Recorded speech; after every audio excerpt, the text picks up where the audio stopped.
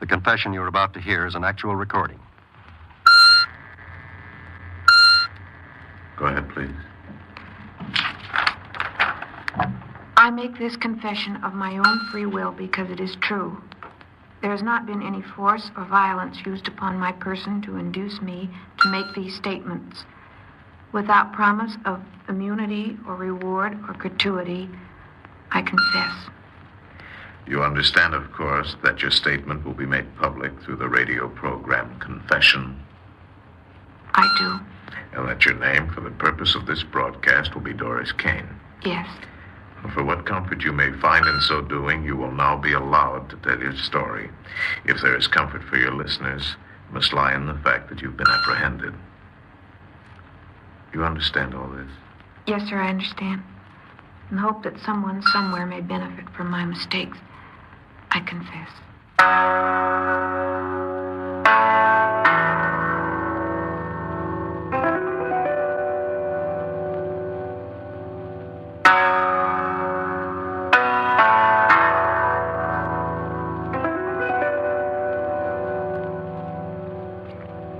You are listening to Confession. The case history of the woman referred to as Doris Kane is a matter of documented record. You will hear the story of her crime experience as told in her own words.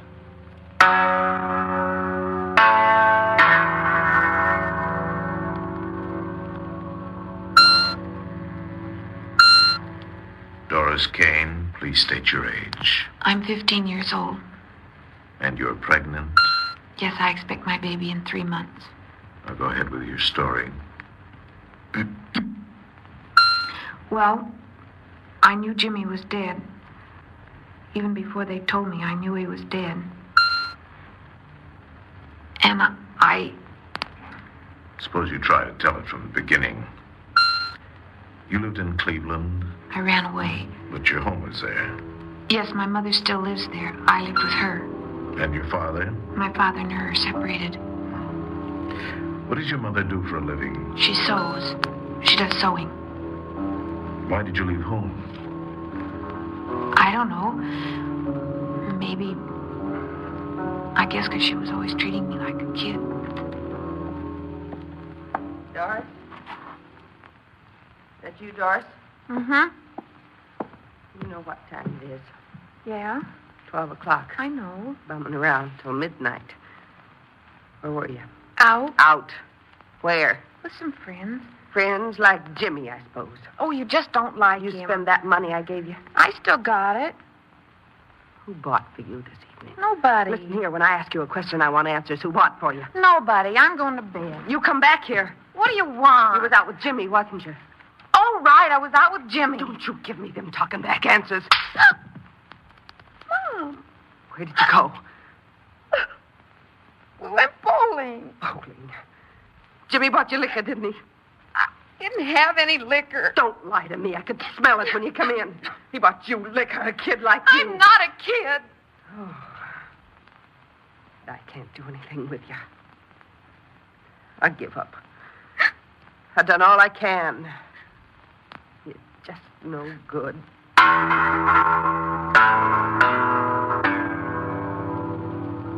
It was like she said I was no good.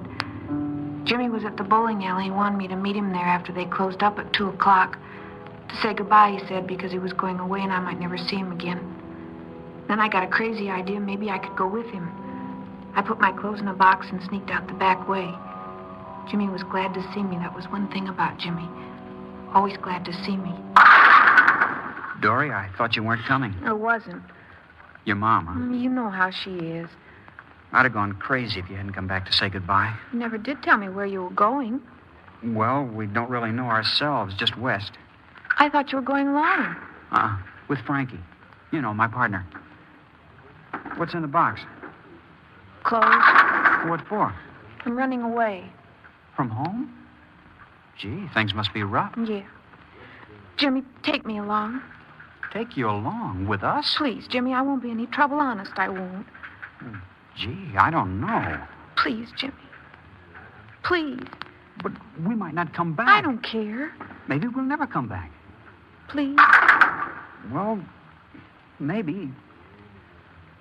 Okay, why not? Thanks, Jimmy. Sure, come on.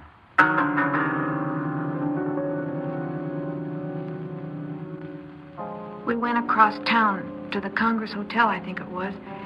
Jimmy said he had to meet Frankie there. He waited out on the sidewalk. And then about a half an hour, a car pulled up in front of the hotel. Jimmy opened the door for me. All right, hop in, Dory. All right. I'll put your stuff in the back. Doris, this is Frank, my partner. Hello. You didn't say anything about bringing a girl along. We just arranged it. I said the two of it. If you don't like it, let us out at the next corner. Oh, take it easy. Don't get blisters. It's just that you didn't say anything. Forget it, will you? Sure. Sure, if you say she's okay, only she looks kind of young. How old are you? 14. Your mother know what you're doing? No. What'll she do when she finds out? Nobody can make me go back if I don't want to. Now, let's not talk about it. We'll decide later. Come here, honey.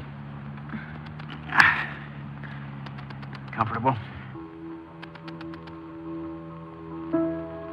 Frank drove fast. Jimmy put his arm around me. I felt warm inside. After a while, I fell asleep. When I woke up, it was daylight. Jimmy was sleeping. We were somewhere out in the country. Frankie didn't seem sleepy at all. He just kept driving. When Jimmy woke up about an hour later, we stopped at a little gas station. It was just this gas station, no other buildings around. How's it look to you, Jimmy? Fine. It's pretty out of the way. There's no other customers. No waiting. Just what I was thinking. Yeah, I'll be right back.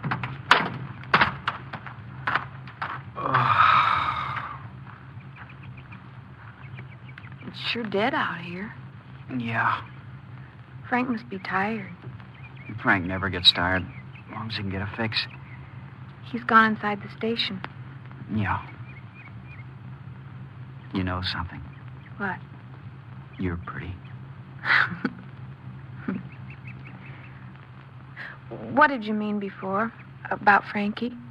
Hmm? About not getting tired long as he can get a fix. H. You know, heroin. He's hooked on the stuff. Oh.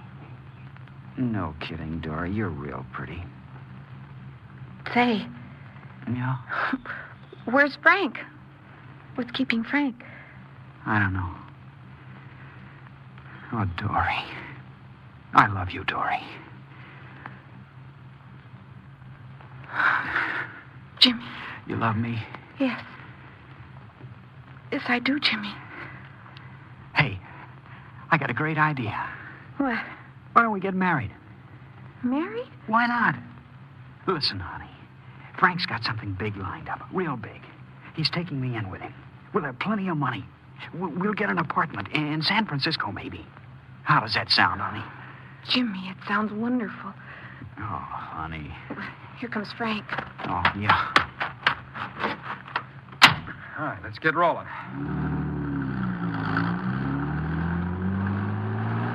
You didn't get any gas. No, How was it, Frank? not bad, not good. 50. That's all he had. 50. That's okay. Jimmy, what is it? Jimmy, what happened? Something happened. Take it easy, Dory. Everything's all right. See anybody in the back? Just a second. Nope, all clear. Okay. Well, this ought to hold us for a while. Jimmy! Hey, Frank, guess what? Huh? Dory and me, we're going to get married. Married? You're both kind of young for that. We'll tell them we're older. We'll make ourselves look older. You can give the bride away. No kidding. Married, huh? Here comes the bride, big, fat, and white. Da da da da da da da da.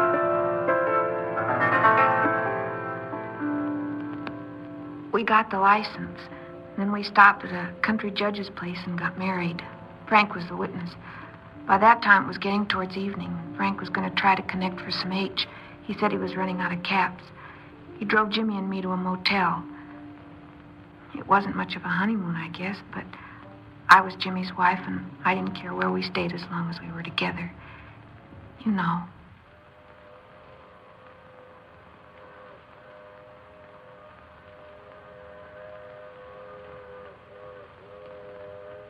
Wonder where they're going. Out west, too, maybe. Happy, honey? Jimmy, it's wonderful. Old married people, huh? Yeah. Jimmy, what happened What happened when? at the gas station? The money Frank gave us, he got at the gas station, didn't he? So what? But a holdup. Well, he did it. We didn't do it. He did it. I'm scared. Dory, you mad at me? No, I'm not mad. But Frank, he's a real dope addict, isn't he? Yeah, he's hooked bad. If he don't score, he goes crazy. Are you, Jimmy, What? hooked? Me hooked? Of course not. Do you use it? Maybe a joy pop once in a while, just for kicks. But I haven't got a habit, if that's what you mean. Just now and then. Who's that? Frank, probably. I'll get it. No, you wait here. Yes? State Police. You Mr. Kane? Yeah, that's me. A partner and I'd like to see you outside. What for? There's a gas station held up about 75 miles east of here. They're checking all late arrivals. Hold up. I didn't have anything to do with a hold up. Officer? Officer, he didn't have anything to do with any holdup. Stay out of this, Doris. We just got married, see? Here's our marriage license. He's in with me all day. Let me see that. Huh. Just got married today, huh? Oh, congratulations. Here you are. Thanks. Oh, say. Yeah? How old are you? 21. Yeah. Yeah, the man they described was much older. No? Good luck, kid. Thanks. Oh, Jimmy!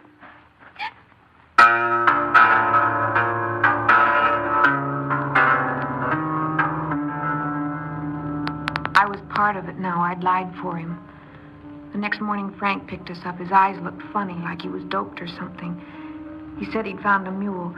You know, someone who sells heroin? We told him about the state police, and he got mad. We went about 50 miles, and then Frank pulled up at another gas station. I was scared. Jimmy kept telling me to take it easy. Frank got out of the car and left Jimmy and me sitting there. We didn't say anything. We just sat there. We just sat there waiting. No! Quiet. Frank? All clear?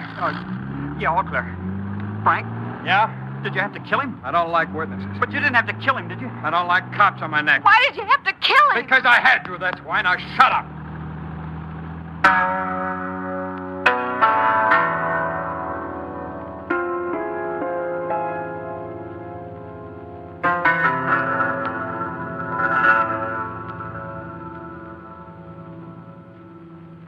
You are listening to Confession. Before continuing with the documented record of the woman referred to as Doris Kane, the National Broadcasting Company is honored to present Mr. Richard A. McGee, Director of Corrections, Department of Corrections, State of California. We in correctional work know the dangers that exist in exposing young people to evil influence. In tonight's case, 3 stages of crime are apparent. The narcotic addict, who is already a hardened criminal, the younger user, who is well on the road to becoming both addict and criminal, and the adolescent girl just exposed to evil influence. Without proper guidance and parental control, she too is destined for disaster.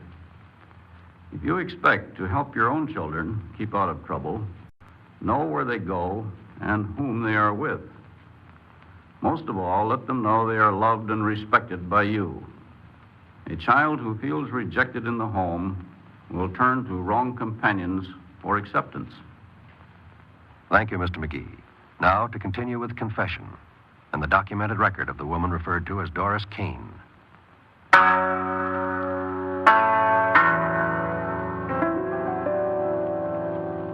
We kept driving west. We'd stop in different places on the way, sometimes a week, sometimes only a couple of days. We changed cars lots of times. Frank got them off parking lots. He always changed the license plates, putting on cold plates, he said. We kept on the move. It was almost 3 months now. And I guess the only reason I didn't run out was because I was married to Jimmy. Someplace near Denver, I got sick on the road and we had to stop. After I was all right, we went on again. I was afraid of Frank. He kept using more and more narcotics. Doris? Yeah? You okay now?